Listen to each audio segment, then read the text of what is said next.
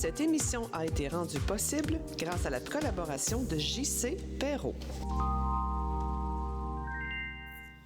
Mesdames et messieurs, bienvenue à On n'est pas pressé. Mon invité VIP des 60 prochaines minutes, mon verbomoteur inspirant avec du panache, est né et a grandi dans une famille de musiciens. Si sa célèbre sœur s'est lancée dans le blues, le soul et le R&B, lui s'est lancé corps et âme dans la musique heavy metal et le rock. D'ailleurs, sa vie ferait une sacrée biographie puisqu'il a connu des débuts fulgurants. Il s'est frotté au plus grand de la musique rock et heavy metal. Il a connu le déclin et le retour à la célébrité à l'âge de 50 ans. Il cumule 13 ans de sobriété et n'a jamais été aussi heureux. D'ailleurs, on peut le voir dans American Story, la revue musicale. Et il nous prépare un troisième album solo en carrière qui va nous révéler son côté plus tendre. Ça vous intéresse? Alors installez-vous confortablement, parce qu'ici, on n'est pas pressé.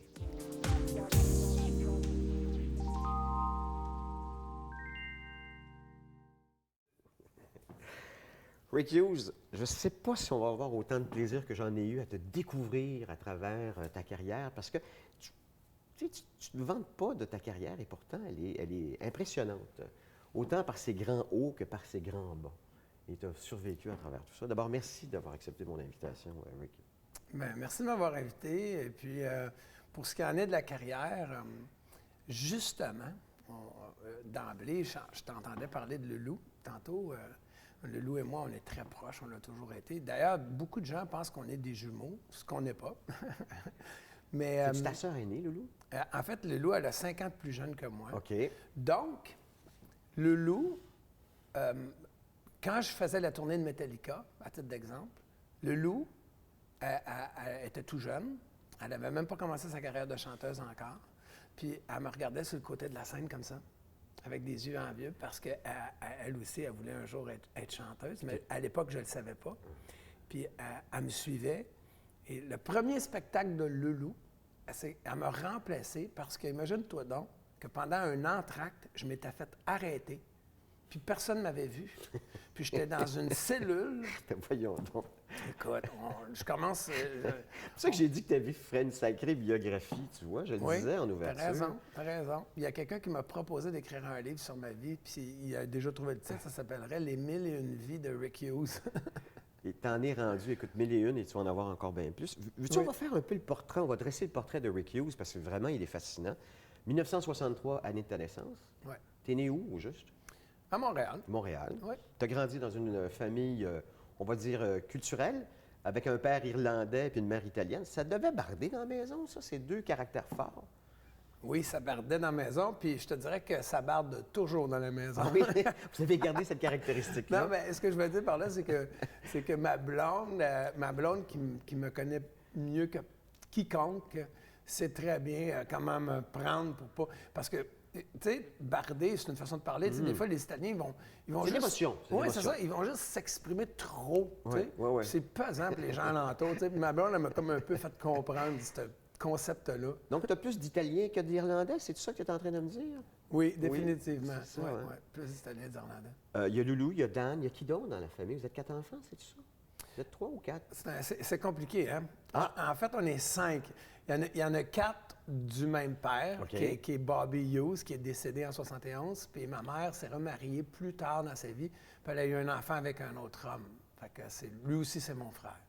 Est-ce que tout le monde est dans la musique? Oui. Non. En fait, Loulou et moi sommes les seuls qui sont restés dans la musique. Parce que Dan, tu as formé avec Dan le groupe Sword. Oui. J'ai dit Sword, mais c'est Sword, qui ça. était le groupe heavy metal. Mais tu fais bien dire les deux parce qu'au Québec, les gens prononçaient Sword. Sword, hein? Fait que pour que les gens savent de quoi on parle. Et Sword, c'est une épée en anglais. C'est comme une épée, c'est ça, Comme une exactement. épée. Donc, tu es un band de garage, tu as ton frère Dan, qui, lui, est plus jeune encore ou il est plus vieux, lui? Lui est plus vieux, Il est plus de vieux. 14 mois. OK.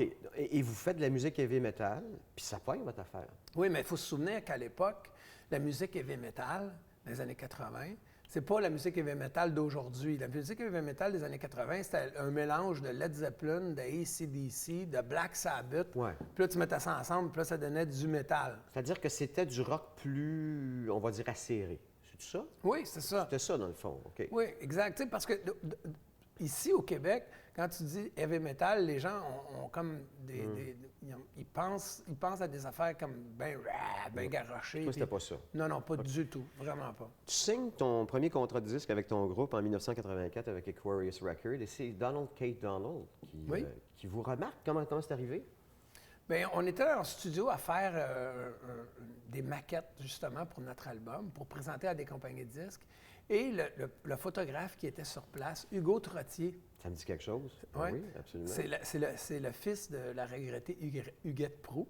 Ah, c'est ça, c'est pour ça que je le connais. Oui, OK. Lui, il était là en studio pour prendre des photos. Puis là, il a dit, je connais quelqu'un qui cherche un band comme le vôtre à signer. Puis là, il nous a envoyé quelqu'un de chez Aquarius Records. Puis écoute, dans la même semaine, on avait un contrat de disque. Et comment était Donald K. Donald? Moi, je l'ai toujours vu comme étant un personnage.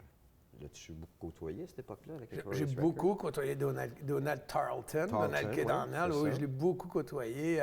Un homme... surdimensionné, je veux dire. Est-ce que le mot est juste? Oui, mais en même temps, je veux dire, dans la vie, dans ce milieu-là, tu as la chance des fois de côtoyer des gens qui sont des visionnaires, qui sont des pionniers, et lui, c'en est certainement un. Lui, il a vu que Sword allait être sur la scène mondiale. En tout cas, il s'est arrangé pour vous placer là au bon endroit. C'est ça qui est arrivé? Oui, mais en fait, ce qui est arrivé surtout, c'est que notre premier album a tellement plu aux critiques que c'est les bands comme Metallica, Alice Cooper, qui nous demandaient d'aller faire le première partie. Oui, ça, c'est rare quand même. Ouais. Première fois que vous vous retrouvez dans une grande enceinte, est-ce que je me trompe si je pense que c'est-tu le Centre Bell en 84 à ce moment-là? Attends, je veux juste... 80... En quelle année vous avez fait la première partie de Metallica? C'est-tu 87, c'est-tu ça? 87 pour la tournée Master of Puppets. OK. Puis à Montréal, c'était le Centre Bell à ce moment-là? Non, à l'époque, c'était l'Auditorium de Verdun. C'est l'année d'après qu'ils se sont mis à faire le Forum de Montréal. C'est le Forum, Mais OK. il faut que je te raconte l'histoire de Metallica. Vas-y donc, oui. L'histoire de Metallica, c'est que nous, on est des gros fans de Metallica à l'époque. On T'as des écoute... petits culs de début vingtaine, hein? Oui, on est des jeunes hommes. Ouais. Puis là, on a une voiture de band qu'on a appelée la Sword Mobile. Puis nous, on se promène dans cette voiture-là. On écoute Master of Puppets, l'album de Metallica qui vient de sortir.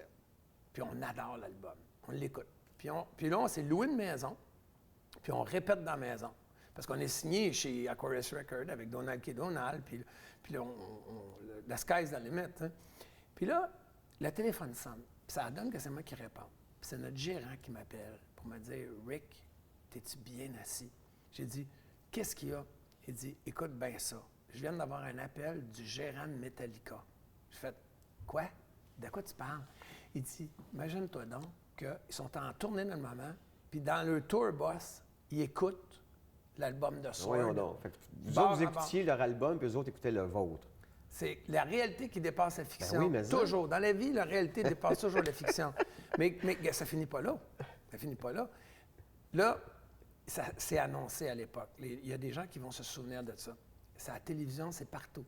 Sword fait la première partie de Metallica. Le band québécois Sword fait la première partie de Metallica. C'est annoncé à la télévision partout. Il y a une annonce. En même temps, là, on est un mois avant la date qu'on commence à tourner avec eux. Ils ont un accident d'autocar en Europe et le joueur de bass de Metallica se tue. Ben voyons donc. Oui, dans un accident d'autocar. Le premier bassman. Eux étaient comme nous, c'était une gang de chums. Le bassman de l'époque, Cliff Burton, était comme un frère. Hein?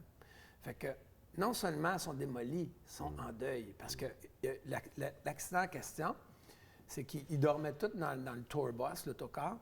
Il s'est renversé. Lui, il est passé par une fenêtre, puis l'autobus s'est renversé sur lui. Fait qu'ils ne le trouvaient plus. Ils l'ont trouvé quand ils ont levé l'autobus. Nous, on a su ça par eux. Aïe, aïe. Imagine-toi. Mais ça finit pas là. Fait que là, la tournée est remise. Fait que là, nous, on a bien de la peine pour eux autres parce qu'on sait qu'ils ont perdu un frère de bataille, de chant, un frère de sang, de tout. Mais on se dit, aïe, on était à un mois de partir en tournée avec Metallica, c'est remis. Mal. Ça tombe mal. Exactement. C'est remis, on ne sait pas à quand. Un mois plus tard, ils nous annoncent la date qu'on repart en tournée avec Metallica. On se prépare. Les annonces repartent à la télé, les annonces des journaux, tout ça. Je te niaise pas. On rapprend un mois avant que James Hetfield, le guitariste-chanteur, s'est cassé un bras en faisant du skateboard. La tournée est remise une autre fois. La réalité dépasse la fiction. Là, nous autres, on pratiquait. Il m'a dit de quoi on était Vous étiez prêts. prête? Ben On oui, était mais prêts. ça. Finalement, la tournée a lieu. Je te raconte, quand j'ai rencontré les membres de Metallica pour la première fois de ma vie. On est dans le premier amphithéâtre qu'on fait la première partie parce que c'est une tournée qu'on faisait avec eux.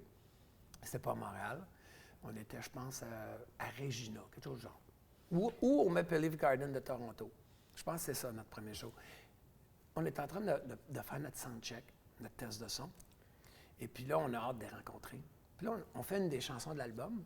Puis là, on rock. Puis là, tout à coup, je me tourne comme ça. Puis là, je vois James Hetfield, qui est sur le côté de la scène d'avant. Puis là, je me reviens au bar. Lars Ulrich est en train de regarder mon frère jouer du drum. Les membres de Metallica sont tous sur le côté de la scène. Puis ils nous écoutent, puis ils nous regardent. Fait que là, moi, j'arrête la toune. Fait que là, un des gars de Metallica écrit « Non, parce qu'il connaissait l'album, il l'écoutait en boucle. Là. Finissez la toune, on attendait la finale. Fait que j'ai dit aux boys, on repart à la même place. On est reparti à la même place, on a fini la toune, puis on est parti avec eux autres dans le loge, puis on a tout fait la tournée. Puis attends, c'est pas juste eux autres. Vous avez aussi tourné avec Bon Jovi, Alice Cooper et Motorhead. Oui. Entre autres, parce qu'il y en a plein Oui, il y en a plein d'autres qui ne sont pas là. Mais c'était comment? Parce que là, tu débutes dans le métier, puis tu es à côté de ces monuments-là à ce moment-là. Je veux dire, ils le sont encore aujourd'hui. Oui, bien, moi, pour ma part, je vivais ça au jour le jour. Étais-tu starstruck, ce qu'on appelle? Est-ce que tu étais intimidé par ces vedettes-là, ou au contraire, tu nageais comme un poisson dans l'eau dans cet univers-là, à ce moment-là? Étant donné que l'album avait été si bien reçu par la critique, à ce jour, si tu fais Sword Metalized, notre premier album, si tu fais cette recherche Google-là, je l'ai fait. Il n'y a aucune mauvaise critique sur cet album-là. Au contraire, c'est toutes des 5 étoiles sur 5. Écoute, il faut que je te défile un peu. Toi, tu le sais parce que tu l'as vécu, mais peut-être pour nos téléspectateurs, un peu le parcours que vous avez eu. Donc, Metalize, c'était le premier album que vous avez lancé en 87. En 89, Sweet Dreams. Oui. C'est-tu en 89 que le groupe s'est séparé? Il me semble que c'est là que je vois qu'il y a comme une cassure. En fait, c'est en 90, parce qu'on a sorti l'album en 89. En 90, on a décidé d'incorporer un deuxième guitariste dans le band, en la personne de Stéphane Dufour, qui est devenu le guitariste d'Éric Lapointe. OK. Ouais. Puis là, quand Stéphane Dufour est rentré dans le band, notre guitariste de l'époque, Mike Plant, qui est le guitariste des Porn Flakes, a décidé de s'enlever, de quitter Sword. Le son a complètement changé avec Stéphane Dufour. Fait que c'est comme ça que c'est devenu Saints and Sinners. On s'est dit, bon, le son est plus pareil, il faut changer de nom. Et c'est plate parce que vous aviez quand même une belle renommée avec votre premier groupe, Sword. Puis vous tombez avec Saints and Sinners. C'est autre chose. Ça, c'est en 92, hein? C'est ça que vous avez fait ça? Oui, c'est ça. Tu as coécrit, je l'ai vérifié sur Internet, tu as coécrit avec Aldo Nova la chanson Someday avec John Bon Jovi. Oui. Attends un peu, là. C'est quand même tout un honneur que d'avoir son nom sur la même chanson que John Bon Jovi et puis même Aldo Nova. Puis là, si tu suis Aldo Nova, parce qu'Aldo Nova, il est bien présent sur ses réseaux sociaux, la semaine passée, il demandait aux gens « Quelle est votre chanson préférée que j'ai écrite et dites-moi pourquoi. » Puis là, les gens défilaient plein de titres. Puis à un moment donné, la chanson « Someday » a sorti.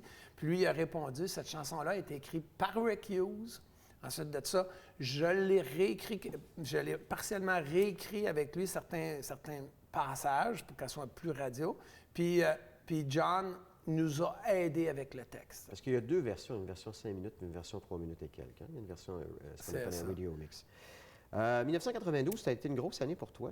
Naissance de ton deuxième enfant, tu en avais eu un premier en 1989. Will? Oui. 26 ans, c'est ça? Will aujourd'hui a 23 ans. Oui. OK. Donc, c'est Sammy Jane qui a 26? Oui, Sammy Jane, elle est née en 89. OK. Bon, on a parlé de Saints and Sinners, tourné avec John Bon Jovi, enfin le groupe Bon Jovi en 92. Ça a été une énorme année pour toi. Premier album francophone, puis je pense que j'étais là. L'album a pour nom Le Bout du Monde. C'est-tu avec les disques stars? Oui, c'est ça. Fait que j'étais là, moi. J'étais là au lancement dans les studios. Je me souviens de ça. Oui. Il y a Éric Lapointe, tu là aussi. C'est vrai, tu as raison, exact. En 1995, tiré de cet album-là, tu as eu un beau succès avec ta sœur Loulou Hughes, avec le duo Tout ou Rien, qui a été une chanson que tournée tout l'été à ce moment-là. De 95 à 98, comédie musicale, spectacle, tu as fait plus de 200 représentations, imaginez. À partir de 98, et je ne sais pas à quel moment tu termines, mais tu as été choriste et chanteur à La Fureur avec Véronique Cloutier. pour 10 ans. Pendant 10 ans de temps? Oui. Wow! Donc, tu as été là jusqu'à la fin, jusqu'en 2007? Toutes les émissions de Fureur, c'est moi qui étais choriste soliste sur l'émission. 2002, début de ta sobriété. Oui. On va en parler tout à l'heure, mais c'est un moment charnière, j'imagine. Quand tu arrives à prendre une décision de dire, bon, ben, c'est fini le party, là, on va essayer autre chose qui marche peut-être mieux que ce que je faisais avant. Oui, oui. Ben, Qu'est-ce qui t'a décidé? C'est ça. Ben, Ça- écoute, quand tu en viens à avoir un problème de consommation, que ce soit la boisson, que ce soit la drogue, la bouffe, la dépendance affective, quand ça devient un problème et que tu réussis à te débarrasser du problème, c'est un rebirth Ouais, qu'ils appellent. c'est ça. C'est une renaissance. C'est une nouvelle façon de vivre, d'apprendre à vivre. D'ailleurs, j'ai remarqué dans ton cou une prière de la sérénité. Oui. La prière de la sérénité, je la porte dans mon cou pour beaucoup de raisons. 2002, tu rencontres au printemps Nancy Langlois. Oui, OK. tu as vraiment fait tes Je t'ai devoirs. dit, en 2006, album Train d'enfer. Ça, c'est le deuxième album solo francophone. En 2006, en nomination pour album rock de l'année à la disque avec cet album-là. De 2007 à 2008, tournée Train d'enfer. En 2009, album compilation Best of Sword. C'est ressorti. D'ailleurs, en 2011, vous avez fait des succès. Vous avez fait une réunion du groupe. Oui, écoute, on a même fait des spectacles un peu partout. On est allé jusqu'en Allemagne, Wow. Eve Montréal. Encore une fois, Éric, c'est les gens qui nous le demandaient. Tu comprends? Parce que moi, j'ai arrêté de faire du métal des années 80 parce que ça devenait trop métal. Là, c'était plus du classic rock. Ça devenait vraiment du hardcore métal. oui. Fait que moi, je voulais pas. Moi, je voulais être moins métal. Ouais. En 2009, parce que je vais reculer un peu, il y a eu l'album compilation de Best of Sword qui est sorti à ce moment-là. Donc, j'imagine que ça a recréé cet engouement-là. Puis, pour être un petit peu plus personnel, tu as retrouvé Nancy Langlois en 2011.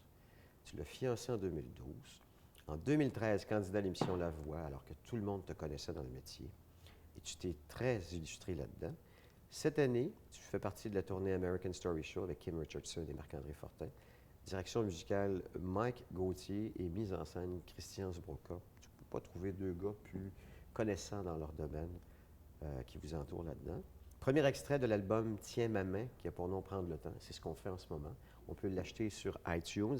Et cet album-là va sortir, le troisième album solo de ta carrière, qui a pour nom Tiens ma main, puis qui a une histoire particulière, on va en jaser, en 2016. On a-tu fait le tour, tu penses? On a fait le tour, puis tantôt, ce que j'allais dire, j'ai perdu le fil de ma pensée, c'est que le Loup est allé travailler à Paris dernièrement, et là, présentement, avec un DJ bien connu en France, Antoine Clamaran. Et juste avant qu'elle parte, on discutait avec moi, puis je disais, le Loup, on est chanceux, parce qu'il y a beaucoup de gens qui ont des carrières, que c'est des flash in the pan, qu'ils appellent. Puis c'est correct, c'est pas un jugement, c'est arrivé comme ça, puis tandis que le Loup et moi, on a la chance d'avoir une longue carrière. C'est quoi? C'est plus de 30 ans, là, maintenant, déjà. Oui. Ma passion à moi, là, j'ai deux passions dans la vie. C'est la musique et les animaux. Oui, j'ai vu. Tu as 3 chiens, c'est ça? Oui. Mais là, j'en ai 2. Il y en a un qui est décédé l'année passée. Mais j'ai deux passions, c'est ça. Puis la musique, vraiment, là, c'est vraiment ma passion. Moi, j'aime chanter, j'aime jouer de la guitare, tellement que des fois, je peux faire 5 shows dans une semaine. Puis mes deux jours off, je vais être dans ma pièce de musique, puis je vais jouer de la guitare pour mes chiens. C'est un vrai maniaque, ça. OK, on continue avec Rick Hughes.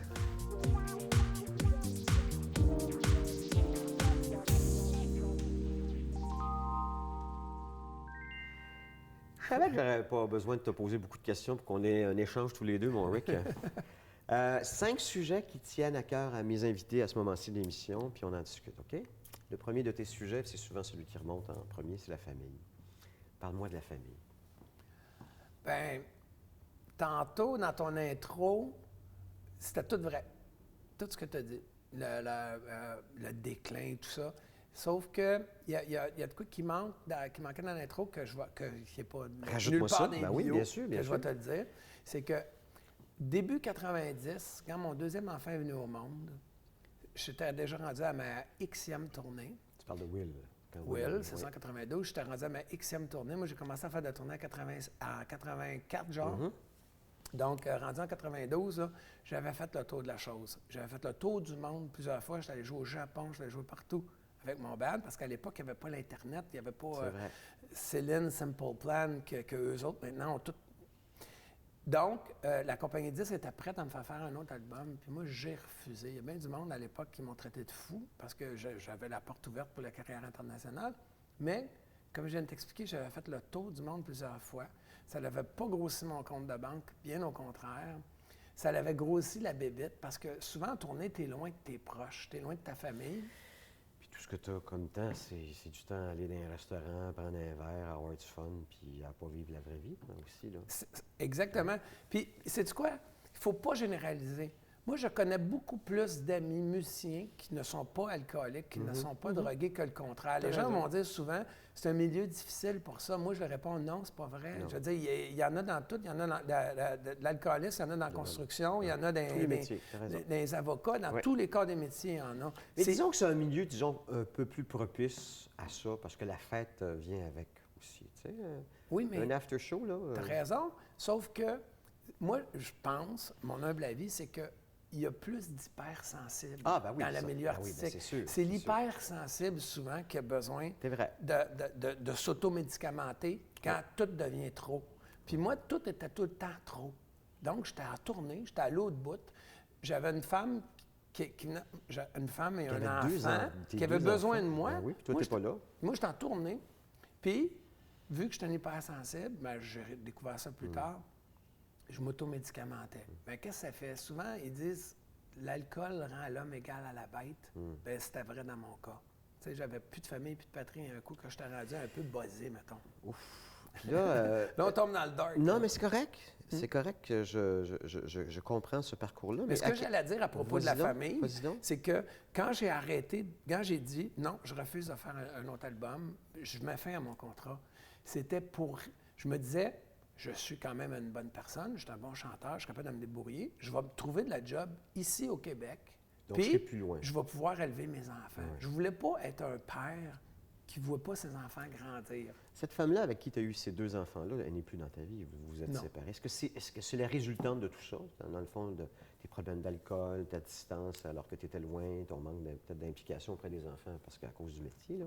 Est-ce que c'est une résultante de ça, Rick? Sûrement que ça l'est, mais j'ai une philosophie là-dessus. Moi, je pense que les gens, quand on est plus jeune, les opposés s'attirent. Tu sais? Moi, en tout cas, ça a été ça. Les opposés s'attirent. Pour comme un peu te compléter, pour un peu te challenger. Puis quand tu vieillis, c'est le contraire. Ben moi, j'ai une phrase là-dessus. Ce qui t'attire au début te repousse à la fin. Exact. Puis quand tu vieillis, c'est le contraire. Quand tu m'as fait une relation, moi, ce qui est arrivé, c'est qu'on a mis fin à cette relation-là, qui avait duré longtemps. J'ai eu 2 beaux enfants. C'était une femme extraordinaire j'ai encore une certaine relation avec elle. Mais quand ça s'est terminé, je suis resté célibataire pendant un bon bout de temps. Puis là, j'ai vu un thérapeute pendant plusieurs années pour soigner mon problème de toxicomanie qui dépasse l'alcoolisme. Puis c'est là que j'ai appris que je devais chercher quelqu'un comme moi, qui me ressemblait, et non pas le contraire. Pas le contraire. Que les années puis les batailles... Justement, pour ne pas retrouver ça... Pour avoir un foyer stable, avoir quelque chose Bon, justement, d'harmonieux. on touche le sujet de l'amour. Parce que souvent, quand on a une dépendance, on peut aussi avoir une dépendance affective. Est-ce que tu t'en es découvert une ou tu n'en avais pas? Bien, moi, étant donné que j'ai une personnalité dépendante, je vais... Tout ce qui donne du plaisir est addictif. Oui, c'est ça. C'est fou, pareil. Mais c'est correct si Oui. tu es dépendant affectif. Oui, oui. Si tu es dépendant affectif et que tu le sais, Oui. c'est un ça peu va sous mieux. contrôle. J'ai bien dit un peu sous contrôle. Là, Tu t'éloignes des déclencheurs, disons. c'est ça. Oui. Puis, et comme je dis, si tu vas vers une personne qui te ressemble et non pas le contraire, C'est ça, autrement dit, Nancy a une personnalité de dépendance affective elle aussi. Donc, 2 dépendants affectifs ensemble, Ça complète. c'est correct. OK. Ça va bien. L'amour, est-ce que c'était compliqué pour toi dans la vie? Parce que c'est ton deuxième sujet. Est-ce que c'était... Non, vraiment pas, parce que toutes mes relations que j'ai eues avec les femmes ont toutes été des longues relations. Je n'ai jamais eu de petites relations. OK. Puis pourquoi ce sujet-là t'interpelle, l'amour, en tant que tel? Ben, écoute, c'est parce que pour moi, l'amour, là, c'est comme mes enfants, mes chiens, évidemment ma femme en premier. Bien sûr. Ma femme en premier, mes enfants, mes chiens. L'amour, moi, là, j'ai ma maison à Burn Park. Ma femme, avec mes chiens sont là. Ça, c'est l'amour. L'amour, ça fait quoi? C'est comme un aimant. C'est un beau jeu de mots, hein? Un aimant. Un aimant. Ouais. Moi, je pars, là, puis l'aimant m'attire. Fait que tu as toujours le goût de revenir à la maison. Tout le temps. C'est ça. Je vais à quelque Peu part, importe- flon. peu importe la Je vais à quelque distance. part, flon. Je vais à quelque part, flon. Peu importe la distance. Écoute, je fais de la tournée depuis... J'ai tourné avec Éric pendant 8 ans, avec Lapointe pendant 8 Quoi, ans. 500 shows avec lui ou à peu près? 500 shows. Et puis, j'étais un des seuls qui, pratiquement, ne prenait jamais sa chambre d'hôtel. On me fournissait des chambres d'hôtel, des suites, puis je les prenais pas parce que... T'embarquais dans l'auto et tu t'en retournais chez vous. Ben oui, mais je consomme pas. Fait que moi, c'est chaud, Ouais, fini c'est à vrai. 11 heures, Ouais. je suis pompé d'adrénaline. Ouais. Là. Je vais aller m'enfermer dans une chambre d'hôtel pendant 2-3 heures de temps à faire la crêpe dans mon lit. Quand je pourrais être dans mon auto, écouter des tonnes pour m'en aller me coucher. Fait que souvent, j'arrivais chez nous à 4-5 heures du matin, le soleil se levait, j'allais me coucher, me levais à 10-11 heures, j'étais chez nous, puis j'étais bien heureux. Parle-moi des aînés, c'est un autre des sujets qui t'interpelle. Oui. Bien, moi, je pense sincèrement que si tu as un esprit ouvert, tu vas apprendre à tous les jours. Si tu as l'esprit ouvert, c'est pas un jugement. Non. Il y a des gens qui ont l'esprit fermé, ils ne savent même pas. Puis, souvent, quand tu as l'esprit ouvert, c'est les aînés qui vont t'apprendre quelque chose. C'est des gens qui ont passé avant toi. Ben, c'est la passation du savoir. C'est Qui s'est ça. perdu d'ailleurs parce qu'on ne vit plus dans les mêmes maisons que nos aînés. On les place dans des foyers, dans des centres d'accueil, des centres d'hébergement, puis on ne les voit plus.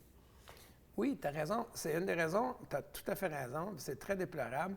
Puis, une autre raison, c'est que la société d'aujourd'hui a tout au bout des doigts. Nous, avant, moi, si je voulais. Quand j'ai eu mon premier enfant en 89, quand il est arrivé de quoi? Quand Samy, elle avait un mal quelconque, Tu pognais un livre. ma mère. Ou t'appelais ta Mais, mère. Oui, oui. qu'est-ce qui se passe? Là, elle m'expliquait. J'appelais un aîné. Tu comprends?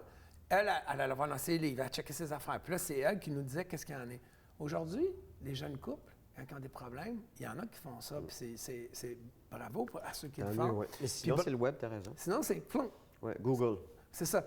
J'ai une phrase qui fait rire tout le monde. Que je dis, tu sais, avant, il disait dans le doute, abstiens-toi. Maintenant, on dit dans le doute, Google ça. Puis c'est horrible ce qu'on retrouve. Souvent, c'est pas de la bonne information. Il n'y a pas de vécu en arrière de ces informations-là, souvent, puis c'est pas très, très précis. Non. Parlons de la santé, justement.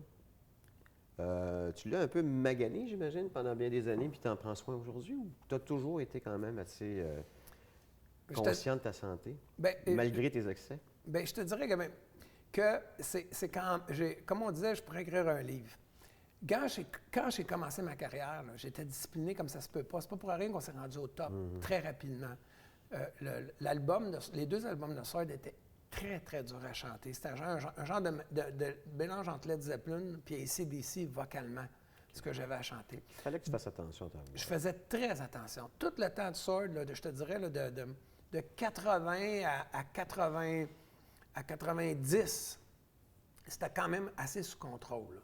C'est toutes les années 90. C'est là que ma descente aux enfers a commencé dans la consommation. C'est là que ma santé mentale en a pris un coup. Quand on parle de santé, on parle souvent de santé physique, mais tout commence par le mental. T'as raison, t'as raison. Tu comprends? Tu sais, comme les gens, souvent, ils vont faire de l'embonpoint, puis ils vont, à tort, ils vont penser tout de suite à la nourriture. Tu sais, c'est comme un truc qui se joue, mais la première chose que tu devrais checker, c'est qu'est-ce que tu bois. Ouais, qu'est-ce que tu bois, qu'est-ce que tu ingères? C'est ça. C'est ça l'essence de ton corps. C'est avec ça que tu nourris ton corps. Absolument. Puis juste dans ce que tu bois, souvent, les gens vont penser se faire du bien, mais c'est le contraire, tu sais. Tu sais, comme exemple, une bière. Hein? Il y a comme 30 grammes de sucre par bière. Puis là, c'est plus que ça, je l'ai arrondi. Donc, 30 grammes de sucre. C'est du sucre, là. Ouais. Il y en a qui boivent facilement un 6-pack avant d'aller se coucher en écoutant une game de hockey, là. Oui. OK? On commence à parler beaucoup de sucre, là. Avec un sac de 180 chips. grammes. Exact. Puis là c'est un truc qui s'est joué, que la personne se joue dans le cerveau, tu sais, une bonne petite bière en écoutant le hockey. Puis, mais un athlète, là, pour avoir un bon combat, là, qu'est-ce qu'il va faire? C'est qu'il va être à jeun. Il va se coucher à jeun. Ça veut dire quoi, à jeun? Ça veut dire qu'à partir de 7 heures, tu manges plus, tu bois plus, tu bois de l'eau. Et son corps est plus obligé de se battre pour digérer ou assimiler quelque chose. Exactement. C'est ça. Donc, si tu fais un effort en vieillissant, de donner certaines disciplines, c'est mental, là. C'est pas le physique, là, c'est le mental. Ça commence par la tête, la santé mentale. T'as raison. tu te couches le soir, la majeure partie du temps, à jeun. Bien, ce que ça fait, c'est que ton système, il s'éteint. Mais si, à partir de 8-9 heures le soir, tu manges, tu bois, tu fumes des cigarettes, tu manges, tu bois, tu fumes des cigarettes, tu te couches à 11 heures, ton système, il travaille toute la nuit. Ton rond de poêle est à high toute la nuit. Oui, toute la nuit, ton système, il travaille. C'est une usine. On va continuer avec mon invité, parce qu'on a du chemin à faire devant nous. On n'est pas pressé. Rick Hughes.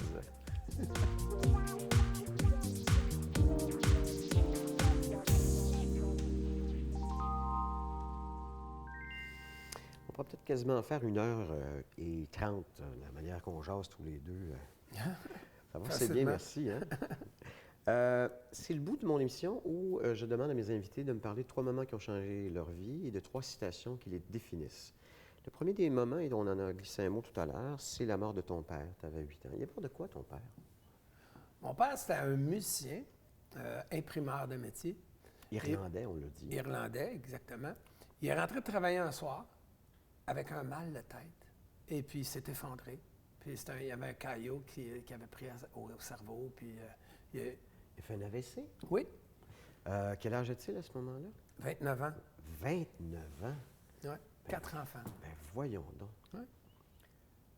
Attends un peu, là. Puis toi, Moi, j'avais 8 ans. tu as 8 ans. Est-ce que tu as vu ton père mourir devant toi? Oui, oui. Parce que quand il est rentré, puis s'est effondré, ma mère, elle s'est mise à pleurer. Puis ma mère, c'est une Italienne, comme je vous ai dit. Donc, les émotions de ma mère nous a toutes réveillés. Puis c'est pas loin d'être un reproche. Elle vivait de quoi d'intense. Là, son homme qui s'effondre sur le plancher. Bien sûr. Fait que moi, je me suis réveillé, puis là, j'ai vu mon père sur le plancher. Puis là, il y a des voisins qui sont venus l'aider. Puis l'ambulance qui est partie avec. Puis, Fait qu'il part un matin, il revient le soir, puis c'est fini. Il n'y a plus de père dans la maison. exactement. Avec 4 enfants? Oui. Maman a vécu ça comment? Parce que je veux dire, Est-ce qu'à cette époque-là, maman s'occupe des enfants puis papa travaille pour faire vivre la famille? C'était-tu un peu ça? Oui, c'était exactement ça. Fait que là, attends un peu. À moins que tu aies eu des assurances-vie, ça a dû changer drastiquement votre braquette économique, si tu me permets l'expression. Oui.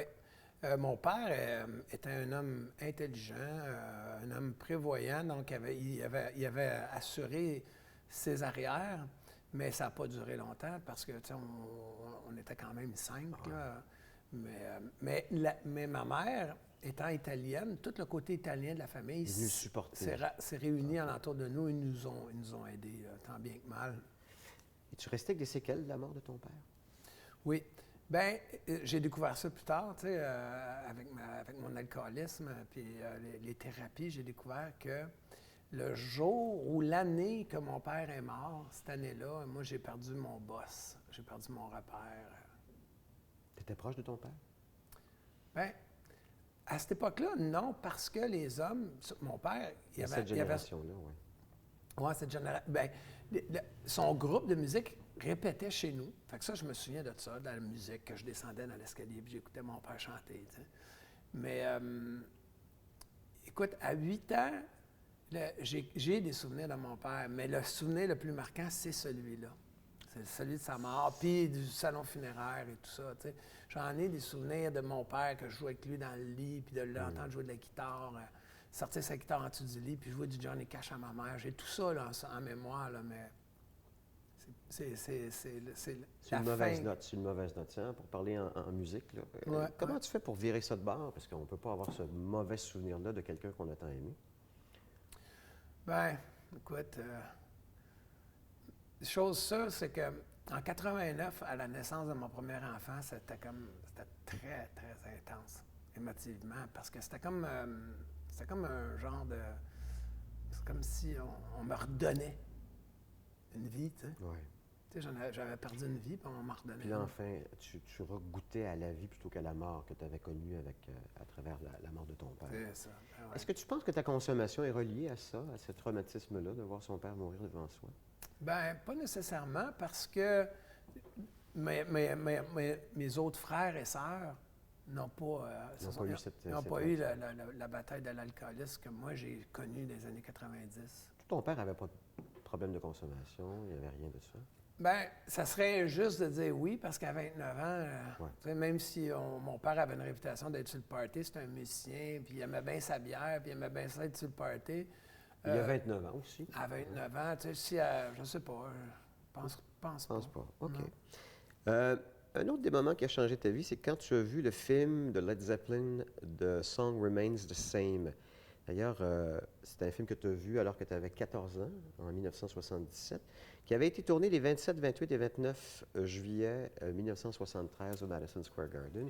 Et j'ai pris le temps hier soir de regarder le film. Il est en ligne. J'ai pu le regarder. Je me suis demandé qu'est-ce qui t'avait impressionné. C'est un bizarre de film. Là. C'est vraiment un bizarre de film. Ça a changé ma vie, je te jure, vraiment. Là. Pourquoi est-ce qu'il y a deux portions? Il y a une portion, c'est un peu comme Elliot Ness. Oui. Puis l'autre bord, ben là, on est dans les années 70, puis le groupe livre des performances mythiques au Madison Square Garden. On sent avec la caméra qu'on vient un moment, là. Puis non seulement avec la caméra, mais aussi avec le son. Je pense qu'il y avait 24 pistes. C'est un film en quadrophonique à l'époque. Ouais. Qu'est-ce qui t'a changé là-dedans? Ou qu'est-ce qui t'a tant influencé dans ce film-là? À la maison, on avait les disques de Led Zeppelin. C'est pas moi qui les avais achetés. Tout le monde les avait à cette époque-là. Oui, c'est ça. C'est pas moi qui les avais achetés, c'est ma mère ou mon père. Ou ton grand frère. Ouais. Puis là, j'écoutais Oh La Love, j'écoutais ces tunes-là, puis je trouvais ça bon. Puis moi, mon père, c'était un musicien. Mon père voulait devenir un chanteur, un guitariste. Il avait une job pour faire vivre sa famille, mais il pratiquait tout le temps. Il y avait tout le temps de la musique chez nous. Puis, donc, c'était comme un rêve inachevé de mon père que j'idolâtrais. T'sais? Puis là, quand j'ai vu ce film-là, moi, j'étais comme un bateau perdu. J'avais 14 ans. C'est dur, c'est l'adolescence. Hein? Ma mère, à cette époque-là, elle pensait déjà à me placer dans une école de oui. réforme. Écoute, j'étais vraiment là, j'allais pas bien, tu sais. J'étais un rebelle de la mort de mon père. Okay. J'étais en rébellion, tu sais. Je ne l'acceptais pas, mais ça, je m'en suis rendu compte plus tard. Puis quand j'ai vu ce film-là, j'étais allé porter ma blonde. Écoute, on retourne loin en arrière. J'étais à Saint-Bruno de Montarville, à Saint-Bruno-Montarville. J'allais porter ma blonde à pied, puis je savais qu'il y avait le film qui jouait dans un sous-sol d'école. Puis là, j'avais payé mon billet, puis j'étais allé voir le film de Led Zeppelin. Puis là, je m'attendais à rien, j'avais rien à faire ce soir-là, j'étais tout seul. Puis là, j'ai écouté le film, je suis sorti de là, j'étais plus le même gars. J'étais plus le même gars. Qu'est-ce que ça a changé? Je savais que je voulais devenir un chanteur en sortant de là. Tu fais qui? Jimmy Page, Robert Plant? Robert Plant est devenu mon idole. Je suis sorti de là, je te dis, Eric, là, j'étais complètement transformé. Ça a donné un sens à ta vie, donc. Ça a donné un sens à ma vie. Je voulais devenir un chanteur après avoir vu ce film-là. Et pourtant, puis je te dis, j'ai regardé attentivement, à part la portion spectacle qui est intéressante, le reste, c'est vraiment bizarre. Je sais, t'as raison. Allez vous payer ça sur le web. The Song Remains the Same. D'ailleurs, il y a des chicanes, des histoires incroyables avec ce film-là. Oui. Écoute, il y a eu des séquences du film qui avaient été prises. Le co-réalisateur du film n'a pas été invité au tapis rouge. Il a dû acheter le billet à un scalper à l'extérieur pour le voir à New York. Sinon, il n'était pas invité. De là, pourquoi qu'au début, il monte en gangster? Parce que le gérant, Peter Grant, Oui. qui est décédé Avec la aujourd'hui... grosse barbe, là? Ouais. Lui, c'est une brute. Mais c'est une brute avec raison. Parce qu'à l'époque, les bands se faisaient manger à laine sur le dos, comme tu n'as même pas aidé. Fait que eux, Jimmy Page, qui est un génie, est allé chercher ce gars-là, puis s'est dit, lui, là, il va voir à nos intérêts. Il va nous protéger. On en a glissé, oui, un mot sur la naissance de tes enfants, en 89 et 92. Sammy Jane d'abord, puis Will ensuite. J'ai regardé tes enfants. J'ai trouvé que Sammy Jane avait plus de toi que Will, mais peut-être que je me trompe aussi, étant donné que je ne les connais pas. Écoutez, j'ai trouvé le côté un peu rebelle chez Sammy Jane que j'ai vu chez toi plus jeune. Est-ce que c'est un compliment que je te fais en disant ça? Oui, c'est un compliment certain. Les deux me ressemblent beaucoup, mais sur des aspects différents. C'est ça. Sammy, c'est le contraire. Tu vois, les apparences, it's never what it seems to be. C'est ça. Eric, ça n'est jamais ce que... C'est pour ça que je te posais la question avec un point d'interrogation. Sammy est loin d'être belle. Elle se donne cette image-là. Excuse-moi, ma petite poule. On va remettre les pendules à l'heure. Avec ses tatous. Oui, c'est ça, exactement. Elle a sa compagnie Jane and Rye. Qu'est-ce qu'elle fait comme travail, Sammy Jane? Elle a sa compagnie, ça s'appelle Jane and Rye. Son nom, c'est Sammy Jane. Okay. Elle fait des bijoux. Ah oui, OK, oui. Correct. Elle fait des bijoux. Donc ça, c'est son image, disons, corporative ou commerciale. Exactement. Tandis que mon garçon, Will, qui a donné un petit enfant de cœur, c'est pas un enfant de cœur. C'est pas ça du tout. Oh, que non. T'es-tu sérieux? Mais c'est pas grave que jeunesse se fasse. Oui. parce il y a 23 ans, écoute, je regardais son profil. Il installait des piscines il n'y a pas longtemps, Ouais, pendant l'été. ouais. Là, dans le moment, Il cherche-tu sa voix? Est-ce qu'il serait enclin à aller vers la musique? Peut-être. Peut-être. Oui, peut-être. Les Lui, autres écoute, mon garçon et moi, on est comme ça. Ma fille et moi, on est comme j'ai ça. vu. Je connais leur vie complète. Mon garçon, c'est un grand amateur de rap. Lui, il trippe sur le rap. Toute sa génération trippe sur le Ouais, rap. Pas c'est ça. toutes. Il y en a quelques-uns qui ont resté classic rock, mais Puis toi, le rap, qu'est-ce que tu en penses? j'adore. T'adores? Ah oui, oui, oui. Même au Québec, on a des grands artistes rap que les gens ne connaissent pas vraiment, mais que moi, je connais grâce à mon fils. C'est vrai que nos enfants nous passent leur culture musicale, hein? Puis nous, on passe notre culture musicale à nos enfants. On leur fait découvrir la musique de notre époque et eux de la leur. Oui, mais oublie pas ce que je te disais tantôt, ma philosophie, c'est ceux qui ont l'esprit ouvert Oui, à qui ça absolument. arrive. Absolument. Ouais. Les 3 phrases de mon invité Rick Hughes, qu'il définissent, la première, je l'ai adorée. Oui. C'est du personnage de Rocky Balboa, hein, Ouais. dans le film Rocky, qui disait Every champion has once a contender that refused to give up. Ouais. Traduis-le pour nos téléspectateurs. Tout champion a été un aspirant qui a refusé de lâcher prise, c'est ça. d'abandonner. OK. Tout champion Tout champion. a été un aspirant qui a refusé d'abandonner. Ensuite, une phrase de Paulo Coelho. La première qualité du chemin spirituel est le courage. C'est Ouais. vrai. Il en faut du courage pour suivre sa voie spirituelle. Oui. Parce que sinon, tout le reste est assez facile. Ou ça prend du courage pour être humble.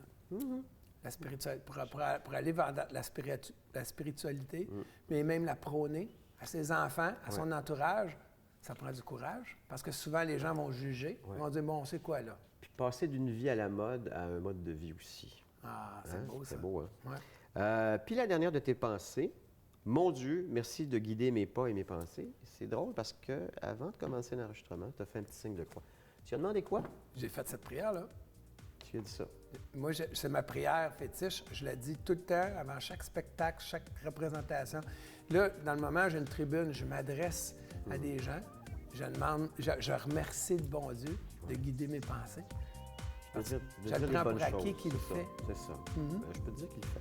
On continue avec Rick Hughes.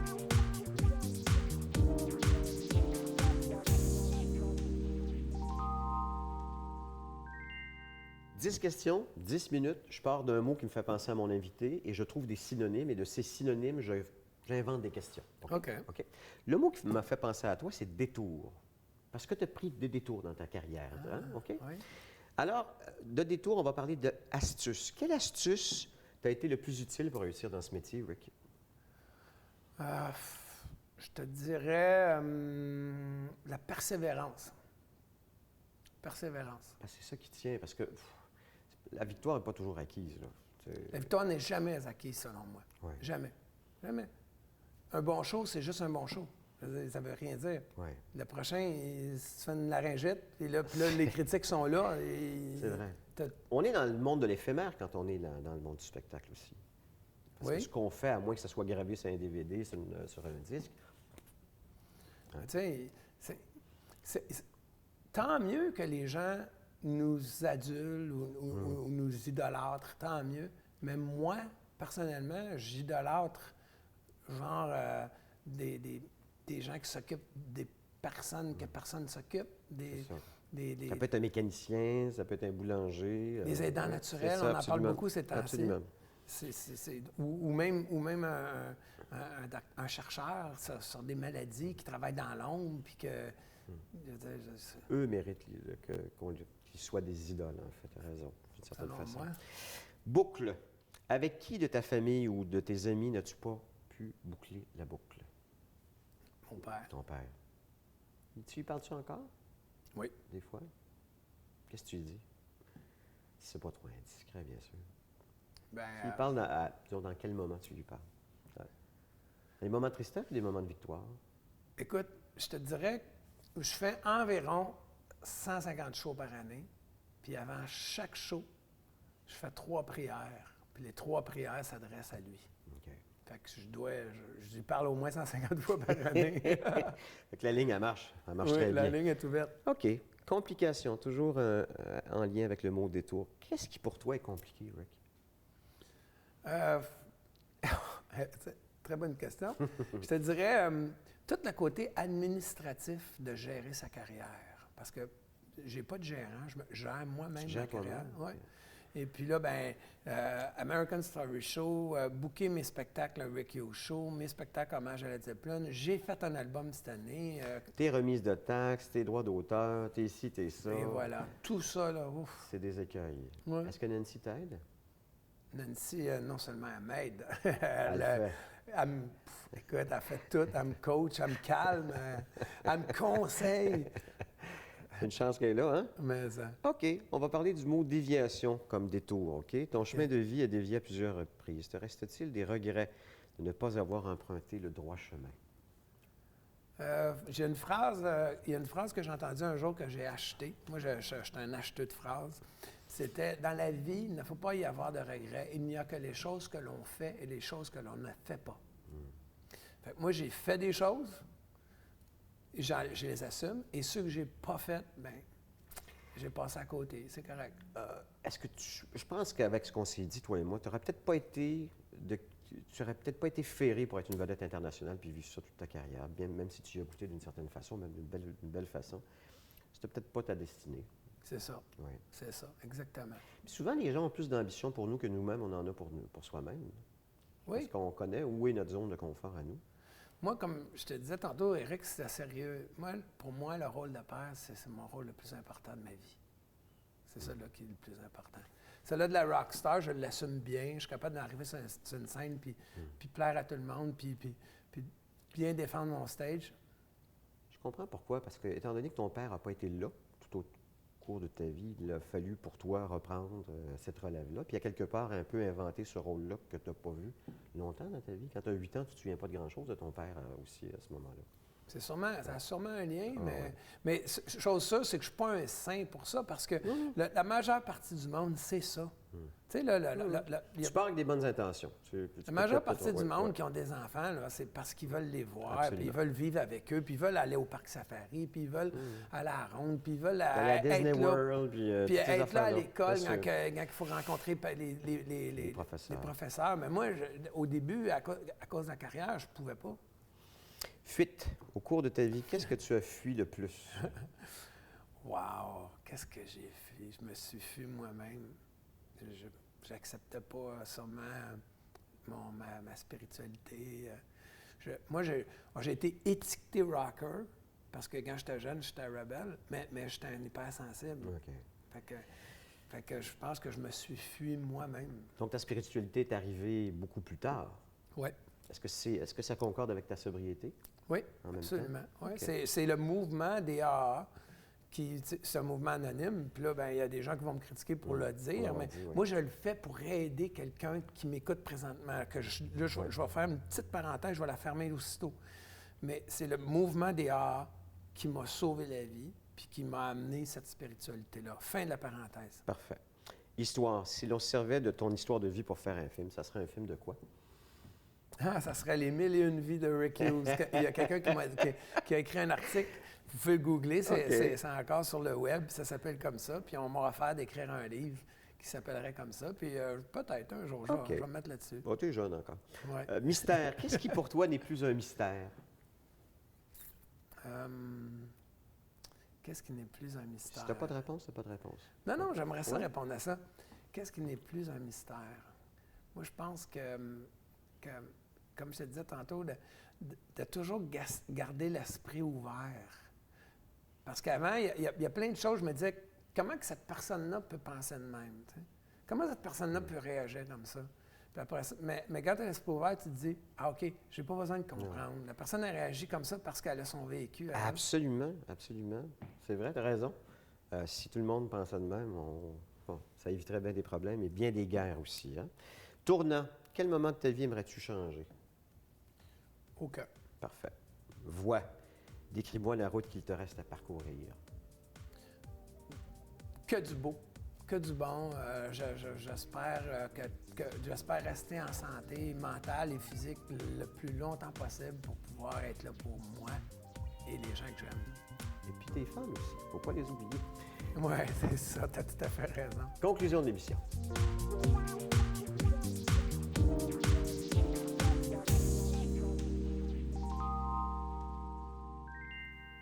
suis content, Rick, parce que là, on va avoir le temps de jaser des affaires que tu fais en ce moment, puis que tu vas faire aussi dans les prochains mois. Puis il y en a beaucoup. Puis, comme je disais, depuis La Voix en 2013, ça t'a remis en dessous des projecteurs. Ça a fait... et t'as pris un risque immense, parce que si les gens ne t'avaient pas choisi à ce moment-là, c'est drôle parce que j'avais dit exactement la même chose à Sylvie Desgroselliers, qui risquait gros, elle aussi, avec l'émission La Voix. Je ne sais pas si tu es un joueur dans l'âme, mais tu as bien joué tes cartes. Parce que depuis ce temps-là, et c'est pas parce qu'on t'avait oublié, mais peut-être parce que les médias étaient moins focusés sur toi, ben, on a redécouvert le talent que tu avais, que tu n'avais jamais perdu, dans le fond. C'est juste nous autres, on t'avait un peu oublié, malheureusement. Comment tu as vécu ça, ce trou-là, justement, ce manque d'attention envers ton œuvre?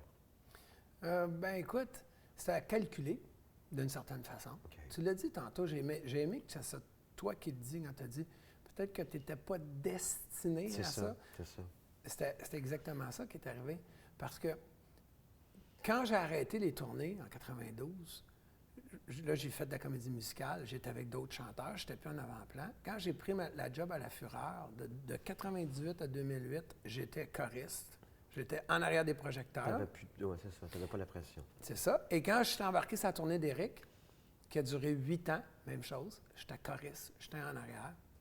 J'ai accepté ce rôle-là, je le voulais, c'est ça que je voulais faire. Je voulais gagner ma vie à chanter et pouvoir être ici pour mes enfants et les élever. La Fureur m'a permis ça, la tournée avec Éric aussi.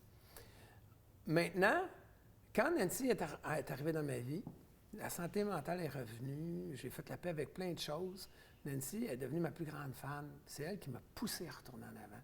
Fait que quand La Voix est arrivée, moi, je me suis présenté aux auditions sans trop d'attente. Je me suis dit, je m'essaye, ça s'appelle La Voix. Et puis, là, ils m'ont appelé pour me dire, tu as été choisi pour l'émission, tu vas faire les auditions à l'aveugle. Oui, je savais que je prenais un risque. Oui, absolument. Oui, je savais. Mais c'est ça la vie. Dans la vie, si tu ne prends pas de risque, si tu n'essaies pas des choses, ben tu vas rester un peu dans la monotonie. Ben, la sécurité, c'est bien, mais en même temps, ça freine. Il ne faut pas rester dans la sécurité, au contraire. Oui, c'est ça. Puis, tu sais, 8 ans de tournée à être choriste avec Éric, ça a été très enrichissant. J'ai adoré. Je veux dire, j'ai resté 8 ans, c'est pas pour rien. Si j'aurais pas aimé ça, j'aurais resté 1 an. J'ai resté 8 ans. Mais les dernières années étaient plus dures. Là, j'avais vraiment le goût de retourner en avant. Est-ce que tu avais retrouvé l'essence que tu avais perdue en cours de route il y a bien des années? Quand j'étais jeune, j'ai commencé, j'avais vu le Song Remains the Same avec mon frère, il s'était pogné un drum, on a commencé à faire la musique.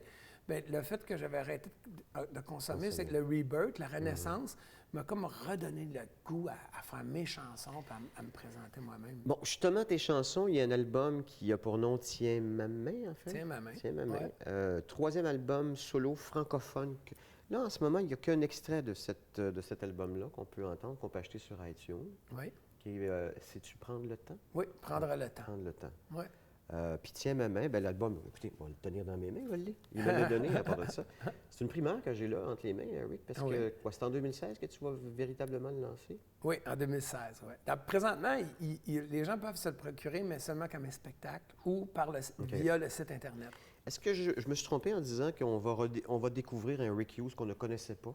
Parce que moi, j'ai entendu que 2 chansons de cet album-là. Tu m'en avais envoyé une. Puis celle qui est Tiens ma main, justement, puis j'en avais entendu un autre, qui est le premier extrait. Puis je me suis dit, il me semble que j'ai jamais entendu Rick Hughes si doux, si proche de ses émotions. Ouais. Me trompes-tu en disant ça? Non, tu ne te trompes pas du tout, mais c'est facilement explicable. C'est que chez moi, dans la montagne de Saint-Hilaire, à Otterburn Park, j'ai une pièce de musique avec un piano et une guitare acoustique, puis 2 chiens qui sont tout le temps couchés là, puis qui attendent que je passe au piano, puis je joue de la guitare. Donc, je ne suis pas avec un band, je suis tout seul. Fait que quand tu es tout seul, tu prends de la guitare acoustique, puis tu pars puis avec une idée de tune, ben, c'est souvent smooth, parce que tu es tout seul dans une pièce de musique. Puis là, ça rock pas. Mais si t'es dans un garage avec une gang de chums à faire un album de rock, ben là, ça rock. Bon, restons justement dans le rock. Okay. La revue American Story, on couvre les grands succès de la musique américaine des années 1960 à 1999. Je l'ai dit, direction musicale de Mike Gauthier et mise en scène de Christian Sboka.